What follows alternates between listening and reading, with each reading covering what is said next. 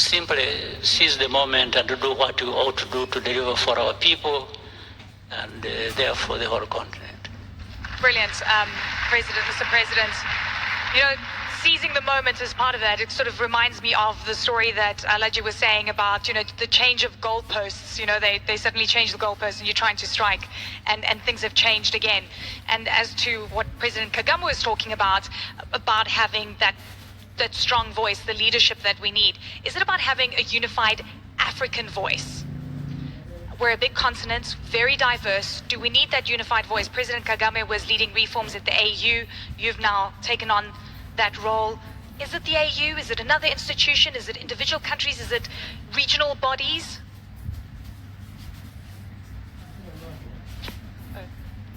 Thank you. Thank you very much, and thank you very much for inviting me to this forum. I got a letter from my brother, President Kagame, and I'm very happy to be here.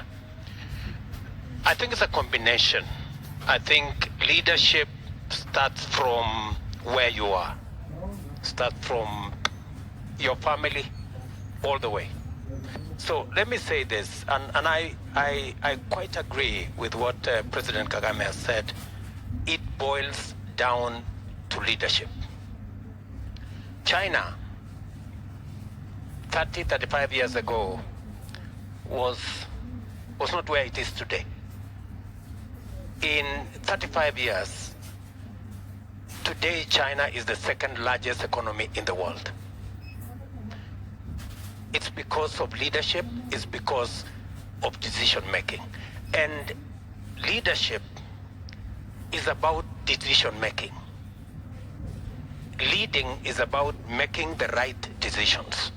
And always I am challenged because when I make right decisions, people always tell me, you know, you have to think about your re-election. And do you? You know, does that take that into consideration? And I keep reminding them that I was not elected to be re-elected. I was elected to transform the country. Okay, let me ask you this. You know,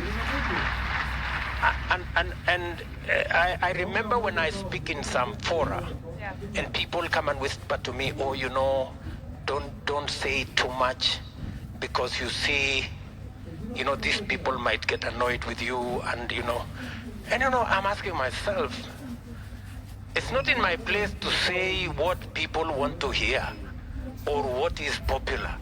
Yeah. It is my position to say what is right. And you know, what is right is not necessarily popular. Yes. And it is the conversation.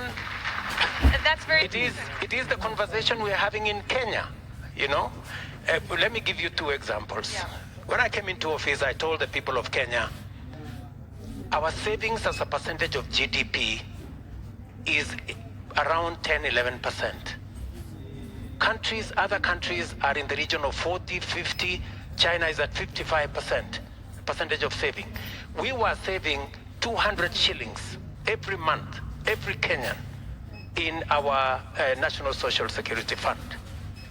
I said we must change this. We changed it. Now every Kenyan pays 6% of their salary. Their employer pays 6% of their of an equivalent into our savings. And I promise you, what is happening now is that our Social Security Fund, which is about 320 billion Kenya shillings now, we are going to double it, and we have saved that 320 in 60 years. But we are going to double it in 4 years because of the decision we have made. You've had to take tough decisions. Let me tell you one more thing. Okay. We agreed with the people of Kenya that housing is a problem. We have 7 million Kenyans living in slums. We have 1,410 slums in Kenya. People living in squalor, without water, without electricity, without anything. And I said, we must have a paradigm shift. Everybody agrees that we need to invest in housing. In fact, let me tell you this. both the manifesto of the party I lead and the manifesto of my challenger, both of them had housing. But when it came to implementation, the uproar was unbelievable.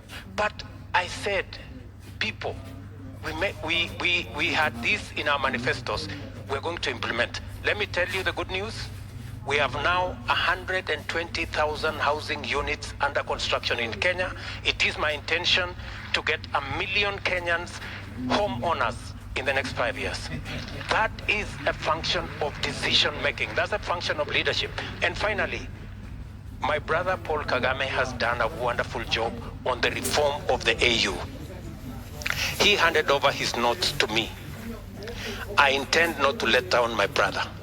This AU, we are going to reform it. And we are going to make AU a fit-for-purpose organization so that we can sort out the things Ali Dangote is talking about, so that we can have clarity in where we want to go.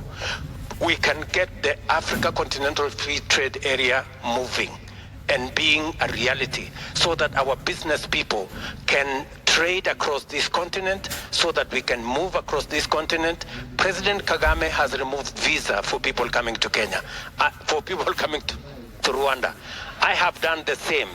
And I like what I heard from my good brother from Kenya. He said in Nigeria, they pay $230 US. Yeah. You pay ATA only $30 and you pay it online. You don't have to go to no office. So this is the situation we are faced with, and I want to say that we are going to change our continent ourselves, not others. Brilliant. Okay, I have follow-ups on the tax regime.